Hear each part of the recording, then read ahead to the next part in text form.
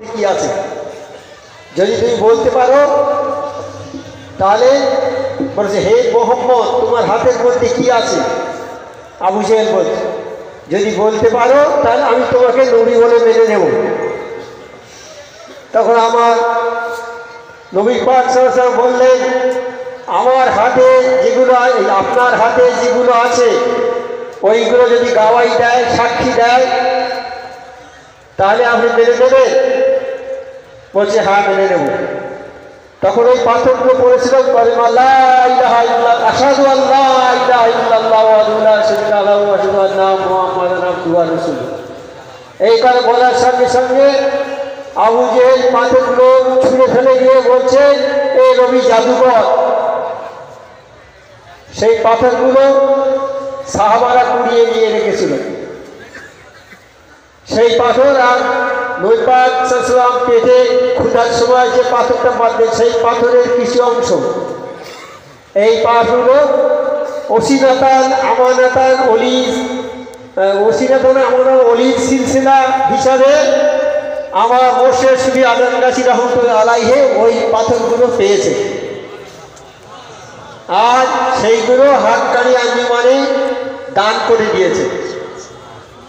এই পাথরের মূল্যটা কি, মানটা কি? নবী পাক সাল্লাল্লাহু আলাইহি ওয়াসাল্লাম ছিলেন একজন মহামানব। তাঁর সংস্পর্শে যেসব জিনিস যেত সেগুলো আর সাধারণ জিনিস থাকতো না, সেগুলো অমূল্য রতন হয়ে যেত, অমূল্য জিনিস সম্পদ হয়ে যেত।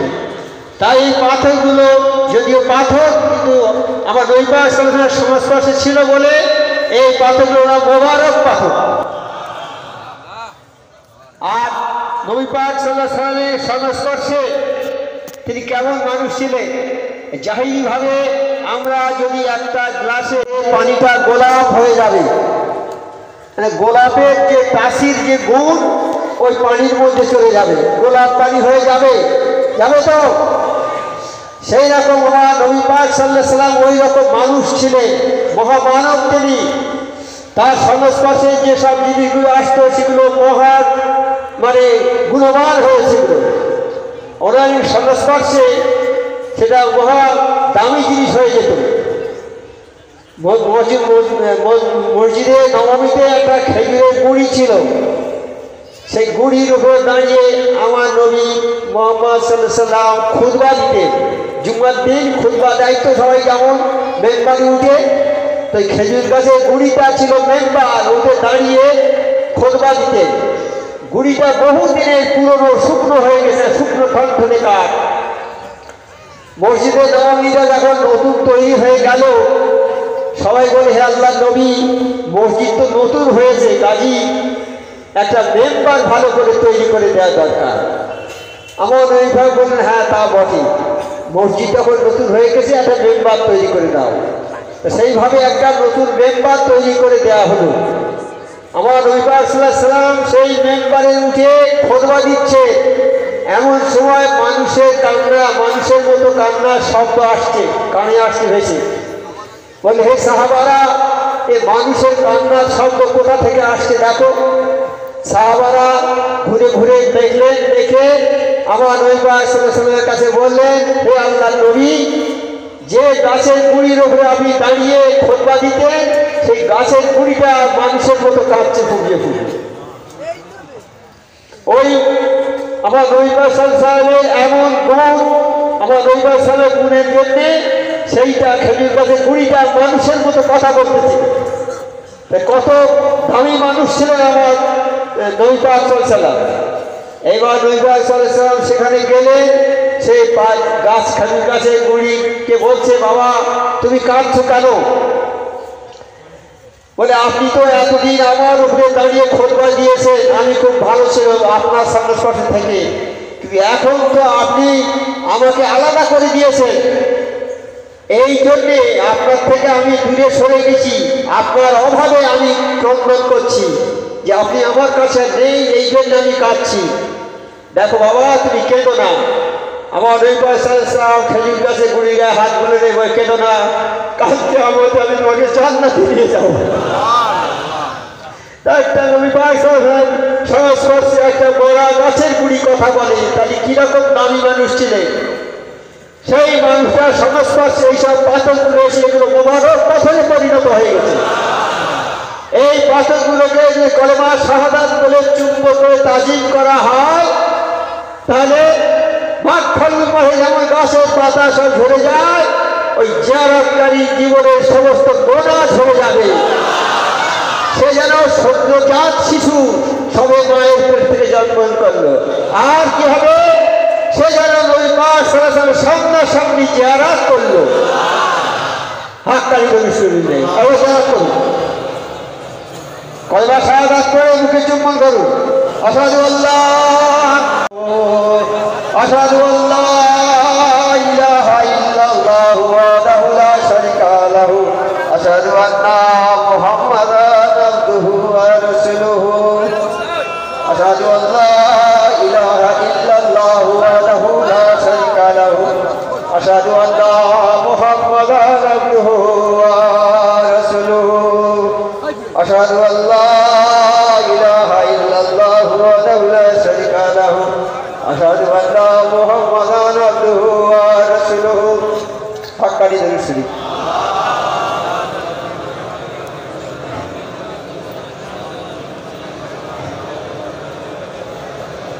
এইবার কি ওইটা বলে দেবো, ওইটা বলে দেবো না, ওই যেটা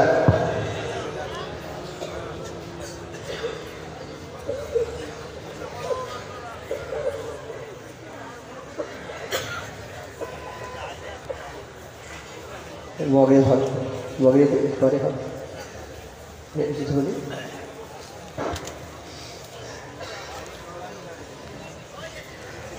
আমরা কৃতজ্ঞতা স্বীকার করছি ভারত সরকার, রাজ্য সরকার, কলকাতা কর্পোরেশন, কলকাতা পুলিশ, স্থানীয় থানা, স্থানীয় বিধায়ক, 14 ও 32 নম্বর ওয়ার্ডের কাউন্সিলর ও কর্মকর্তাগণ, স্থানীয় ক্লাব, স্থানীয় সমাজসেবীগণ ও স্থানীয় সাধারণ মানুষ এবং যেসব পীর ভাইগণ দিন রাত এক করে নিদ্রা ত্যাগ করে এই পরিবেশকে সুন্দরভাবে সুন্দরভাবে পরিচালনা করতে সহযোগিতা করেছে, পূর্ণতা দিয়েছেন এবং সকলের সম্মিলিত প্রচেষ্টায় আল্লাহ রসুল সাল্লাল্লাহু আলাইহি সাল্লাম ও কামেল মুর্শিদের মেহেরবানিতে এত বড় 10 দিনের সালানা ওয়াসকুল মজলিস সাফল্যমণ্ডিত হয়েছে। তার সঙ্গে আল্লাহ রসুল সাল্লাল্লাহু আলাইহি সাল্লাম মুর্শিদগণের কোটি কোটি শুকরিয়া আদায় করছি এত সুন্দরভাবে এই মজলিসের অনুষ্ঠানকে সম্পূর্ণ করার জন্য। এই 10 দিনের প্রার্থনা সভায় সুফি আজম গাছী রহমতুল্লাহর উপদেশগুলি, যেমন আমার মুর্শিদ সুফি আজম গাছী রহমতুল্লাহের উপদেশ, পাড়ায় পাড়ায় গ্রামে গ্রামে দেশে দেশে শান্তি সম্প্রীতি রক্ষা করা, পাড়া প্রতিবেশীদের সঙ্গে বন্ধুত্বপূর্ণ ব্যবহার করা, মানুষের অভাব অনটনে বিপদে আপদে একে অপরের পাশে দাঁড়ানো, মানুষকে অসৎ কাজ থেকে বিরত রাখার উপদেশ দেয়া, ভালো কাজে উৎসাহ দেয়া, সমাজ কল্যাণ ও মানব কল্যাণের কাজ নিজে করা, অপরকে উৎসাহ দেওয়া ইত্যাদিগুলিকে বাস্তবায়িত করা। হে আল্লাহ, যারা যেভাবে এই কাজে সাহায্য সহযোগিতা করেছে দুনিয়া ও আখিরাতে তাদের সকলকে এর অশেষ ভয়ের বরকত রহমত দান করুন। তাদের এবং তাদের মা বাপ আত্মীয় স্বজন বংশধর সকলের সমস্ত গুনাহ খাতা মাফ করে দিন, তাদের সমস্ত পেরেশানি দূর করে দিন, তাদের সঠিক রাস্তায় পরিচালিত করুন, তাদের ঈমানি শক্তি বাড়িয়ে দিন এবং তাদেরকে আল্লাহ রসুল সাল্লাল্লাহু আলাইহি সাল্লাম ও সমস্ত গ্রামের মুর্শিদগণের হুকুম মতো চলার, 5 ওয়াক্ত নামাজ, 5 ওয়াক্ত ওয়াজিফা, হালাল রুজি খাওয়ার তৌফিক সাধ্যমতো পরেশগারি করার কিয়ামত পর্যন্ত দান করুন।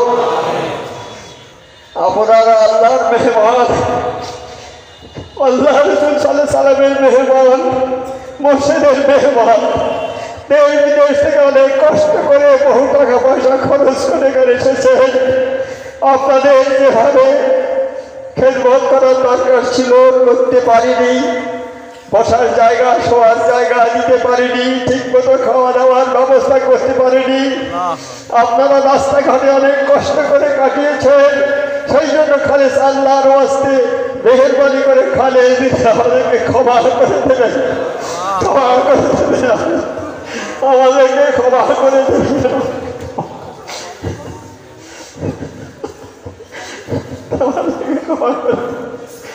আমাদেরকে ক্ষমা করে দেবেন, আল্লাহর ওয়াস্তে ক্ষমা করে দেবেন, আমাদের সমস্ত ব্যাধি মাফ করে দেবেন।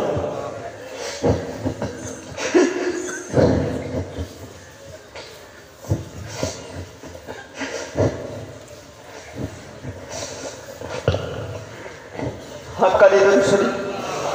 আল্লাহুম্মা সাল্লি ওয়া সাল্লিম ওয়া বারিক আলা আবদিকা রাসূলিল কারীম রাহমাতাল লিল আলামিন সাফিউল মুনজিবিন সাইয়্যিদিনা মাওলানা নবিয়্যিনা মুহাম্মাদিন ওয়া আলা আলিহি ওয়া বাইতিহি ওয়া যাররিয়াতিহি ওয়া আজওয়াজিহি আজমাইন কামা সাল্লাল্লাহু ওয়া সাল্লাম ওয়া বারাকতা আলা সাইয়্যিদিনা ইব্রাহিম ওয়া আলা আলি সাইয়্যিদিনা ইব্রাহিম ইন্নাকা হামিদুম মাজিদ। আল্লাহুম্মা রাব্বানা আমিন। আল্লাহ হাক্কানি দরুদ শরীফ। আল্লাহুম্মা সাল্লি সাল্লিম ওয়া বারিক আলা রাসূলিল কারীম রাহমাতাল লিল আলামিন শাফিউল মুজতাবি সাইয়্যিদিনা মাওলানা নবিয়্যিনা মুহাম্মাদিন ওয়া আলা আলিহি ওয়া বাইতিহি ওয়া যাররিয়াতিহি আজওয়াজিহি আসহাবিহি আউলিয়া'i উম্মতি আজমাইন কামা সাল্লাল্লাহু ওয়া সাল্লাম ওয়া বারাকতা আলা সাইয়্যিদিনা ইব্রাহিম ওয়া আলা আলি সাইয়্যিদিনা ইব্রাহিম ইন্নাকা হামিদুম মাজিদ। লা ইলাহা ইল্লাল্লাহু মুহাম্মাদুর রাসূলুল্লাহ নূরুল্লাহ সাল্লাল্লাহু তাআলা আলাইহি ওয়াসাল্লাম। আসসালামু আলাইকুম। এখন নামাজ হবে তো? আচ্ছা, এখন মাগরিবের নামাজ হবে। আপনারা যে যেখানে আছেন বসে থাকবেন, যাবেন না। মাগরিবের নামাজ পড়ে ইনশাআল্লাহ সবাই চলে যাবে।